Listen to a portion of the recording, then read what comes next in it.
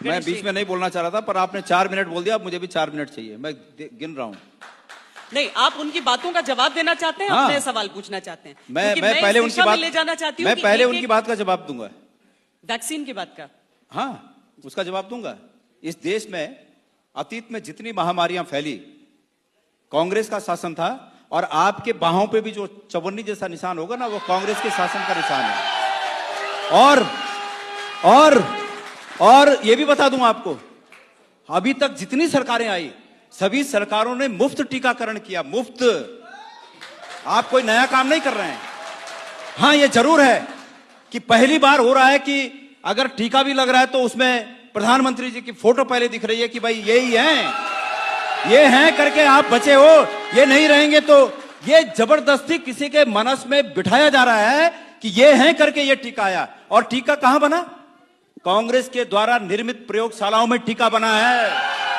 आप भूल जाइए, आपने 7 साल में अगर एक नई प्रयोगशाला बनाई हो, भारतीय जनता पार्टी की सरकारों ने इस देश में कोई नया काम, एम्स कांग्रेस की देन है, तमाम प्रयोगशालाएं कांग्रेस की देन है। मुझे खुशी है इस बात की, और कांग्रेस के शासन की देन है।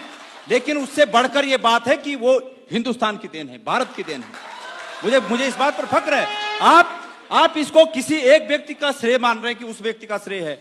माननीय कौशिक जी, ये हमारी बाहों पर बने ये चवन्नी जैसे निशान ये दर्शाते हैं कि अतीत में भी ऐसी बीमारियां आई, और उस समय की सरकारों ने बिना प्रचार के मुफ्त में पूरे देश के लोगों का टीकाकरण किया। अब आप विकास की बात कर रहे हैं, आप बड़े जोर शोर से कहते हैं कि ऋषिकेश से और कर्णप्रयाग की रेल लाइन हमारी उपलब्धि है। आपकी खाक उपलब्धि है, आप दूसरे के कामों पर कब्जा करने की कोशिश कर रहे हैं। आपको याद दिला दूं, और यह कोशिश नहीं होनी चाहिए। हम इस कोशिश का पुरजोर विरोध करेंगे। आप विकास करिए, वो विकास कार्यों के नाम लीजिए, हमें खुशी होगी। लेकिन ऋषिकेश कर्णप्रयाग रेल लाइन, एंटनी जी ने उसका शिलान्यास किया, यूपीए 2 की सरकार में उसके लिए बजट पारित हुआ, काम चालू हुआ। अब आपके समय में वो पूरा हो, अच्छी बात है, लेकिन दूसरे के कामों पर श्रेय मत लीजिए। केदारनाथ का पुनर्निर्माण, मैं केदारनाथ का अध्यक्ष था, श्वेता जी, मैं अध्यक्ष था वहां, और प्रत्यक्षदर्शी हूं वहां का। और भगवान केदारनाथ की कसम खा के कह सकता हूं, वहां जितना पुनर्निर्माण हुआ, हरीश रावत जी मुख्यमंत्री थे, उनके कार्यकाल में हुआ। और आप लोगों ने पूरे देश को बताना चाहता हूं, मैं धन्यवाद देना चाहूंगा कि इस राष्ट्रीय चैनल ने मुझे यहां पर आने का मौका दिया।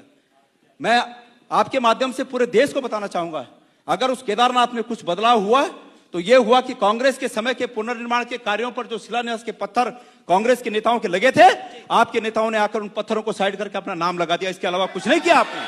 तो यह विकास कार्य है।